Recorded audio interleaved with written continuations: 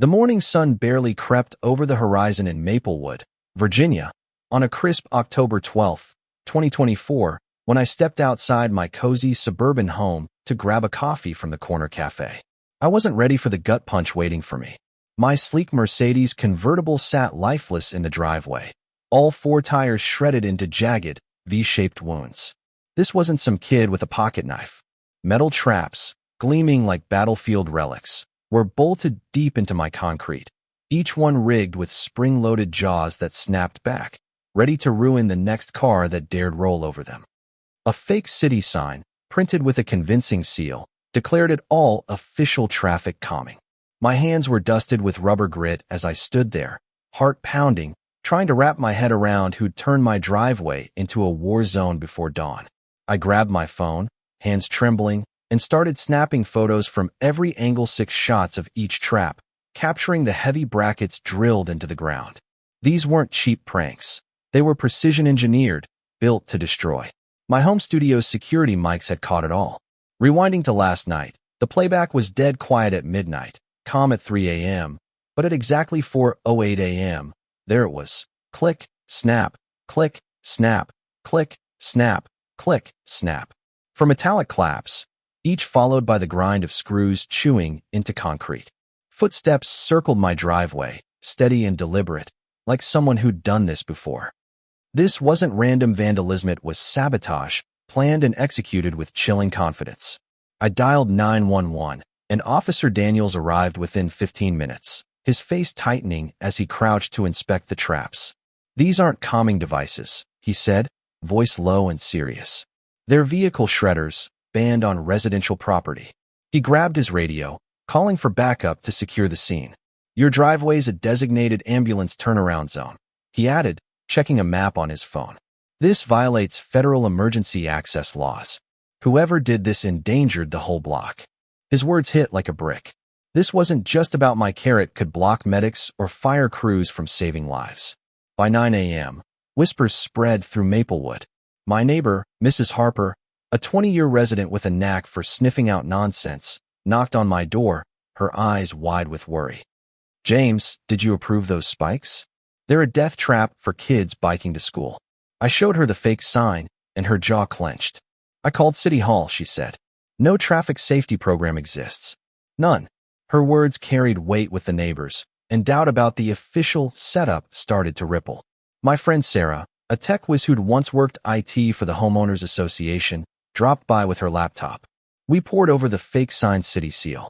"Look at this," she muttered, zooming in. "The font's off Calibri instead of the city's Helvetica. And the spacing's sloppy. This came off someone's home printer." She dug into the HOA's printer logs and froze. A PDF was printed from Linda Carter's account at 11:32 p.m. last night, hours before those traps went in.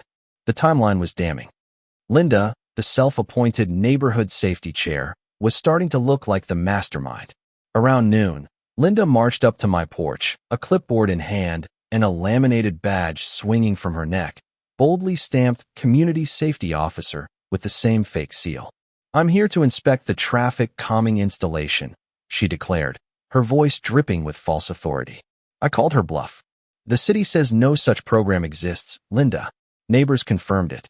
For a split second, her confidence cracked, but she doubled down. "It's a new initiative. Not all departments are briefed yet." Her lies piled up, but the badge's blurry font matched the sign's flaws.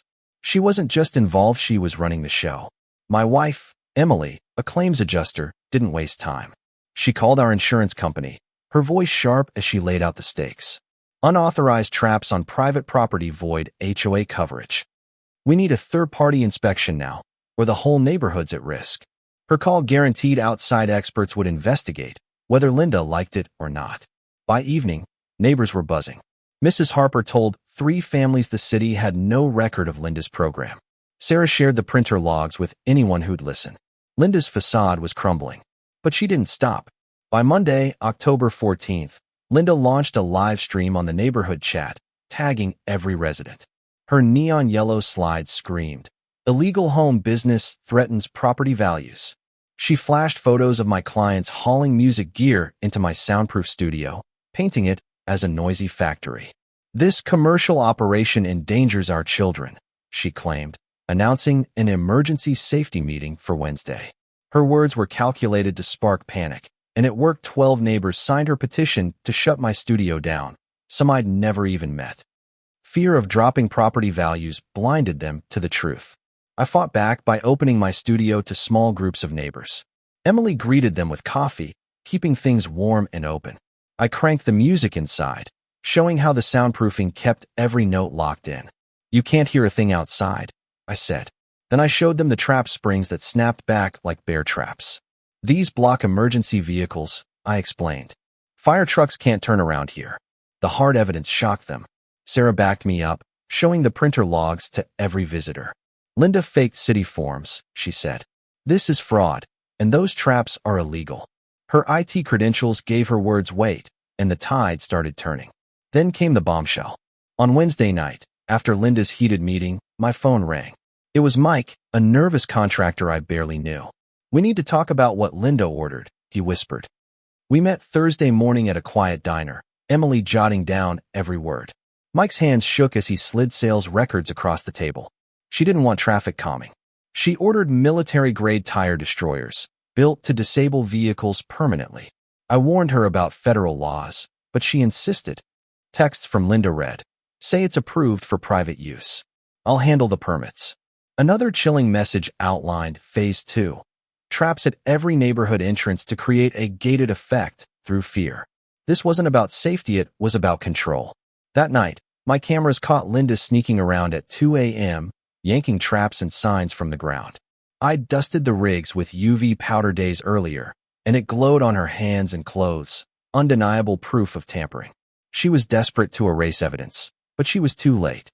Sarah uncovered more printer logs showing Linda had churned out multiple fake permits for different audiences, city officials, neighbors, even Mike. Her deception was a house of cards. By Friday, a local news crew arrived, tipped off by Sarah.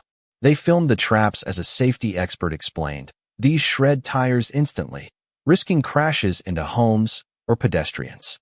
The fire chief showed how the traps blocked ambulance routes, costing critical seconds in emergencies.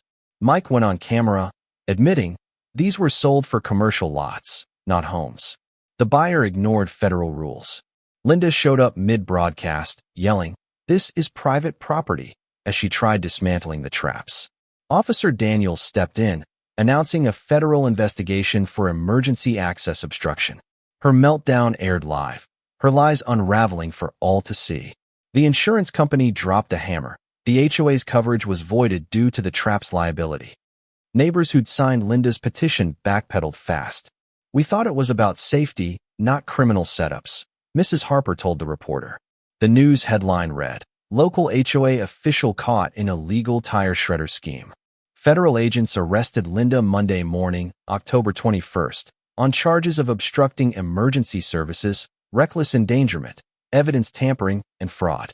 Mike faced charges too, but cooperated for a lighter sentence. His contractor license revoked. The investigation uncovered Linda's full plan. Traps at every entrance to choke off traffic, backed by forged permits and mail fraud. She got 18 months in prison and hefty fines, banned from HOA rolls nationwide. The HOA vowed to pre-approve all safety gear with emergency services. My Mercedes was repaired, my studio bookings bounced back, and neighbors apologized with coffee and regret. New state laws now mandate safety gear reviews, sparked by our case. Walking past my driveway today, I saw kids biking to school, no traps in sight. My Mercedes gleams, my studio hums, and Maplewood feels like home again. Linda thought she could bully us with fake authority, but real evidence and community grit brought her down. What would you have done? Fought Linda head-on, or played it quieter with just the law? Did her surveillance photos creep you out, or was the live TV meltdown the real shocker? Could you forgive neighbors who signed her petition? Drop your thoughts below, hit that like button, and subscribe for more wild stories. Let's keep shady power plays like Linda's out of our neighborhoods for good.